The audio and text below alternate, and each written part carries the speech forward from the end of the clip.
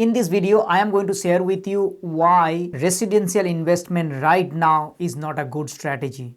Now, to illustrate this my point, let me say something about 2014-2015. Your process right now is that you want to invest into residential real estate simply because everybody else is doing, and historically if you see the last 10 years, if you would have bought that property in 2014-15, around that time you have made probably property has gone double, or even in some case even 2.5 times. Problem with that is that those the market in 2014-2015, if you would have invested, you would have made that, because things were completely different back then. And in that point, I would like to say, first thing is that into interest rate, the bank's interest rate was around 4% or 4.2%. Since then, now the interest rate is around 6%. If the interest rate remains 4%, then only you can compare with 2014-15 in terms of the interest rate point of view. So that's how right now you need to pay a lot more to the bank to borrow money, which is in 2025 6%. That's the number one thing. In 2014-2015, you could have bought a house, which is what I called is that the rent versus the house price, that gap, basically the yield that you would get is around, let's say, 5.5 to 6%. Fast forward today, it is very difficult to get in around 6%, 6.5% gross rent today. So in other words, because the house price has gone up significantly high and the rent did not go up in the same manner. And that's another point, is that you need to understand in today's market, if you invest into this residential real estate, that it has significantly, the house price has gone up significantly as compared to the rent. So which is why you cannot replicate is the 2014-2015 situation. Now, the next parameter that you need to be careful about is that lending criteria, APRA lending criteria. You probably remember that in 2017-2018, the APRA and all the banking, the way they used to lend, there was a lot of changes, the government interference that has happened. As a result, the banks are really cautious, so they would not lend you unless you actually feel like that yes, you would be able to repay. Back in those days, it was much easier, which is why people used to get like 90-95% loan, and sometimes this LMI was completely waived. LMI stands for lender mortgage insurance. Fast forward today, bank is predominantly saying that like 80% LVR you will get, means 20% you have to pay from your pocket. In some circumstances, you can get LMI, but that is a bit of challenge, because then you are over leveraging and you're creating problems, because the lending criteria has been changed, and on top of that the house price is also gone up significantly high. That being said, then the question that you will be asking is that, Soumen, what's next? How would we get into the market? And my answer to will be always that yes, you can buy residential property as long as it is a positive cash flow. And in today's market, it is very, very difficult to get a positive cash flow property.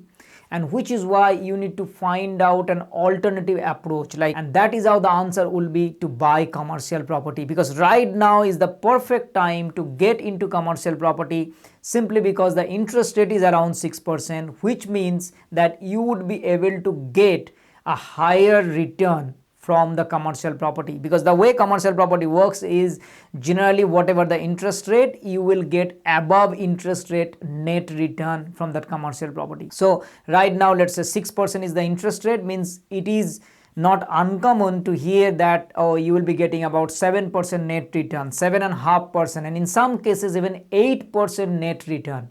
So getting 8% net return is going to give you a significant cash boost once you buy a commercial property. So if you are still thinking that you'd be able to invest the way you did in 2014-2015 in 2025, you are living in a different world, because a lot of things have been changed. As I mentioned, the interest rate has gone up, and the house price has gone up significantly. The APRA rule on the lending has been changed significantly. So this is the world. Now the question that you will be asking, okay, in 2025, if you are buying something, what's going to happen in 2035? Do you see, if you buy a residential property right now, do you see that in 10 years time it is going to be double?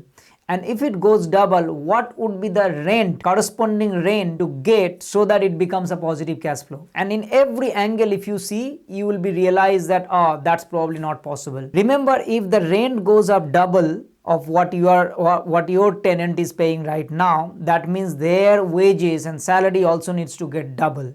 That means roughly about 7 to 8% inflation on every single year. Their job, their income, all needs to be double. And we are living in a kind of a situations right now that we can see in every angle it is going to be very, very difficult. In fact, close conservative way about 3%, 4% increase is kind of a thing that we should think, but not like 8 to 10% that has happened historically in the last 10 years or so. World is shifting drastically, which is why you need to be very, very careful about investing in residential real estate. Another point that I would just throw in is the government interference on the residential real estate. Government will protect all their tenants in a way that sometimes even though they are not able to pay the rent completely, let's say they are paying partially, you cannot evict them. And this is going to be coming soon. If not now, maybe in few years time, you will see the government is going to be more and more pro towards the tenants because they have to protect it is. And after all, we residential properties, like we are providing accommodation, so we need to make sure that people do not become homeless. People do not government's responsibility is to make sure that they protect their tenants. But this does not happen in the commercial because there is no such tenancy protection in a commercial property, simply because it's about business.